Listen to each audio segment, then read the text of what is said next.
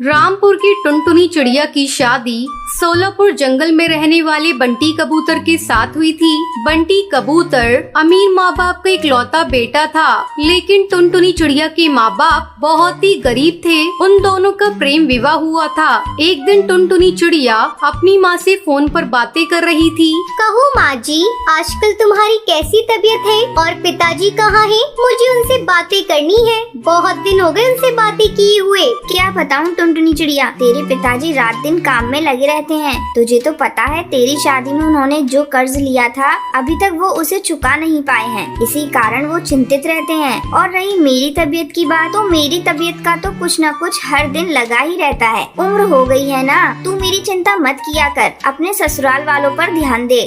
वो सब तो ठीक है माँ, पर तुम अपनी और पिताजी की सेहत का भी ध्यान रखा करो। टुनटुनी चिड़िया भी अपनी माँ से फोन पर बातें कर ही रही थी, तभी उसकी सास बबली कबूतरी चिल्लाकर कहती है, अरे बहू, तुम अपनी माँ से बातें करती रहोगी? चलो लाओ फोन इधर दो, मुझे तुम्हारी माँ से बातें करनी है। टुनटुनी अपनी सास को फोन देती है। अरे समधन जी, आपको तो पता है कल हरियाली तीज है। मेरे यहाँ कुछ रस्में होती हैं, इसके लिए मेरे पूरे परिवार के लिए कपड़े, फल, मिठाई और मेरे बेटे के लिए एक सोने की चैन भेज देना।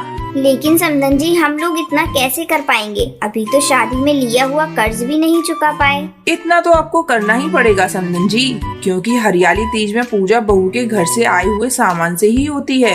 इतना कहकर टुनटुनी की सास फोन रख देती है। टुनटुनी चिड़िया की ससुराल वालों की डिमांड सुनकर टूनी चिड़िया सोच में पड़ जाती है, लेकिन करती भी क्या। उसकी बेटी टुनटुनी की पहली हरियाली तीज थी। उसने अपने सोने का हार बेच दिया।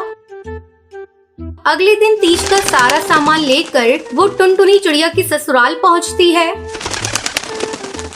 अपनी माँ को देख टुनटुनी चिड़िया बहुत खुश हो जाती है। अरे माँ, आप आ गई। आप यहाँ बैठिए, मैं अपनी माँ जी को बुला कर लाती हूँ। टुनटुनी चिड़िया अपनी सास को बुलाने के लिए जाती है। माँ जी, मेरी माँ आई है, चलकर उनसे मिल लीजिए। टुनटुनी बहू, तुझे कम दिखाई देता है क्या? तू देख नहीं रही है मैं मेकअप कर रही हूँ? तेरी माँ कोई कलेक्टर है क्या? जा बोल दे थोड़ा इंतजार करे। टुनटुनी चिड़िया वापस अपनी माँ के पास आती है। माँ, पिताजी क्यों नहीं आए? आप अकेली क्यों आई हैं? अरे बेटा, तुझे फोन पर बताया तो था, तेरे पिताजी आजकल काम में व्यस्त रहते हैं। अगली बार मैं तेरे पिताजी को भेज दूंगी। बातें करते करते शाम हो जाती है, लेकिन टुनटुनी चिड़िया की सास उसकी माँ से मिलने के लिए नहीं आती। टुनटुनी अपनी सास को फिर से बुलाने के लिए जाती है। तब बबली कबूतरी गुस्से में तमतमाते हुए आती है। अरे समधन जी, ये क्या इतना कम सामान लेकर आई हैं? और घेवर कहाँ है? आप तो जानती हैं कि तीज में घेवर का कितना महत्व होता है, और आप मेरे बेटे के लिए सोने की चैन लाई है ना? नहीं बहन जी, सारा सामान तो लाई हूँ, लेकिन चैन नहीं ला पाई, मुझे माफ कर दीजिए। इसी वजह से मैं अपने बेटे बंटी कबूतर को इस शादी के लिए मना कर रही थी, पर पता नहीं उसे इस टुनटुनी चिड़िया में क्या दिखा। खैर, अब मैं कर भी क्या सकती हूँ। टुनटुनी चिड़िया की सास जली कटी टूनी को सुनाती है। फिर टूनी चिड़िया रोते रोते अपने घर चली जाती है। टूनी चिड़िया के जाने के बाद टुनटुनी चिड़िया अपनी सास के साथ मिलकर तीज की पूजा करती है। पूजा करके जैसे ही बबली कबूतरी अपने कमरे में जाने लगती है, अचानक वो बेहोश हो जाती है। माँ जी, क्या हो गया आपको? लगता है उपवास के कारण आपको कमजोरी हो गई है। टुनटुनी चिड़िया पानी का छींटा अपनी सास पर मारती है। थोड़ी देर बाद बबली कबूतरी को होश आता है। टुनटुनी चिड़िया अपनी सास की खूब सेवा करती है। उसकी सेवा देखकर बबली कबूतरी उससे माफी मांगती है। बहू, मुझे माफ कर दे, मैंने तेरी माँ को इतना बुरा भला कहा, फिर भी तूने मेरा साथ दिया। आप माफी मत मांगिए माँ जी, आप मुझसे बड़ी हैं और आपको अपनी गलती का एहसास हो गया, वही काफी है मेरे लिए। उसके बाद टुनटुनी चिड़िया अपनी सास को माफ कर देती है। फिर सभी खुशी खुशी रहने लगते हैं।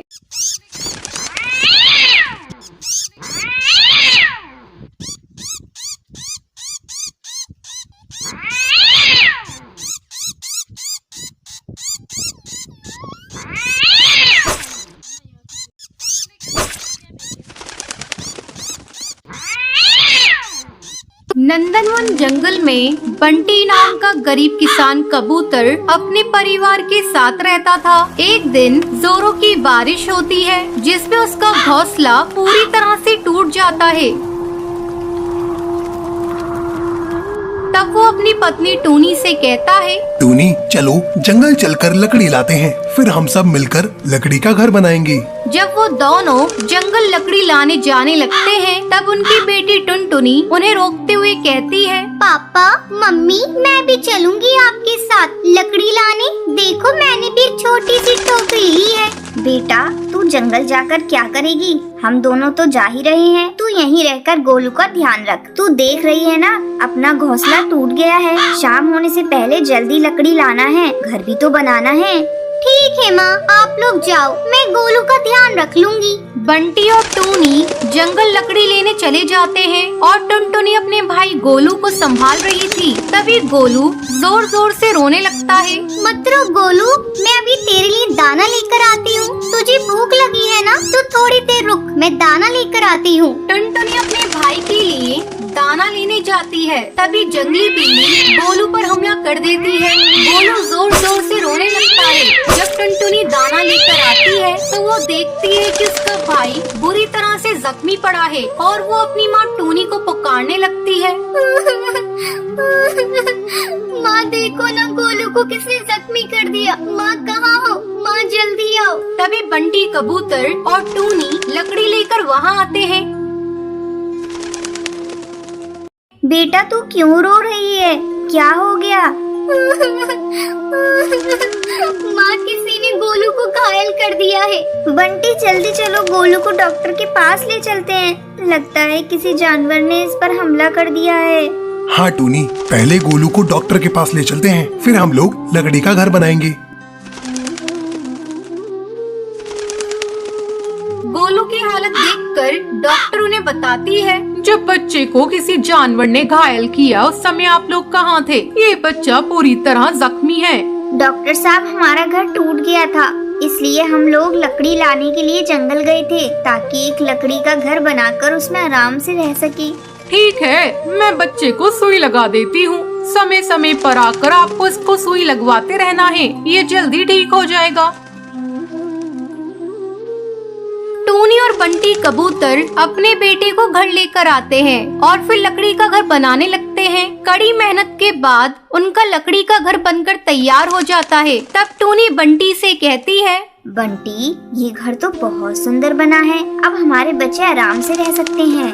जंगल के सभी पक्षी उनका लकड़ी का घर देखते हैं। तभी उनमें से एक कौवी कहती है, बंटी तुम तो बहुत बड़े कारीगर निकले। तुम्हारा लकड़ी का घर बहुत सुंदर है। मेरे लिए भी ऐसा ही एक लकड़ी का घर बना दो।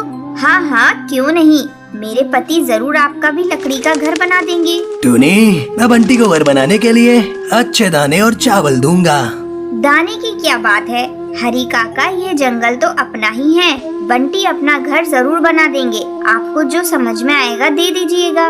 धीरे धीरे जंगल के पक्षी बारिश और तेज हवा से बचने के लिए लकड़ी का घर बनवाने लगते हैं। बंटी भाई, तुम तो लकड़ी का घर ऐसा बनाते हो जैसा कोई कारीगर भी ना बना पाए। इसकी खूबसूरती के आगे तो पक्के घोंसले भी फेल हैं। लकड़ी के घर में इतनी ठंडक है कि गर्मी का एहसास ही नहीं होता। बंटी को लकड़ी के घर बनाने के लिए दूर दूर से ऑर्डर मिलने लगते हैं। ये सब देखकर टूनी बहुत ही खुश होती है। बंटी हमारा लकड़ी का घर बनाना लकी साबित हुआ, आपको एक अच्छा काम मिल गया। टूनी और बंटी कबूतर अपने बच्चों के साथ खुशी खुशी अपना जीवन बिताने लगते हैं।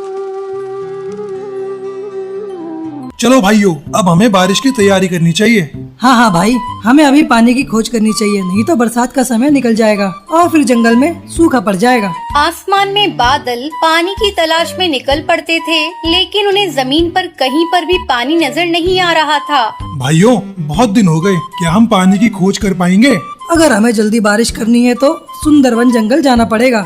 उसके बाद बादल सुंदरवन जंगल की ओर चल पड़ते हैं। तभी रास्ते में उन्हें टुन्नू चिड़ा एक पेड़ की डाल पर बैठा हुआ दिखाई देता है। बादल टुन्नू चिड़ा को अपनी परेशानी बताते हैं। बादल भाइयों, बस इतनी सी बात, आप लोग परेशान मत होइए। मैं अपने जंगल के नदी किनारे आपको ले चलता हूँ। वहाँ से आप जितना चाहे उतना बारिश के लिए पानी ले सकते हैं। फिर टुन्नू चिड़ा बादलों को अपने साथ नदी किनारे ले जाता है। इसी तरह टुन्नू चिड़ा और बादल की दोस्ती हो जाती है। टुन्नू चिड़ा सुंदरवन जंगल में अपनी पत्नी टूनी चिड़िया और बेटी टुनटुनी के साथ रहता है। एक दिन की बात है, टूनी चिड़िया बाजार जा रही थी, तभी रास्ते में उसकी पड़ोसन बबली कबूतरी उसे मिलती है। अरे टूनी चिड़िया, लगता है तुम बाजार जा रही हो। हाँ बहन, तुमने ठीक ही कहा। मैं बाजार ही जा रही थी अपने घर का राशन लाने। अच्छा, वो टोनी, ऐसा है कि आजकल मेरी तबीयत ठीक नहीं रहती और मेरे घर का राशन खत्म हो गया है। ऐसा करो, तुम मेरा भी राशन बाजार से लेती आना। ठीक है बबली बहन, मैं तुम्हारा भी राशन लेती आऊंगी। आखिर सुख दुख में पड़ोसी काम नहीं आएंगे तो कौन आएगा। बबली कबूतरी अपने सामान की लिस्ट टूनी चिड़िया को पकड़ा देती है। फिर टूनी चिड़िया बाजार चली जाती है।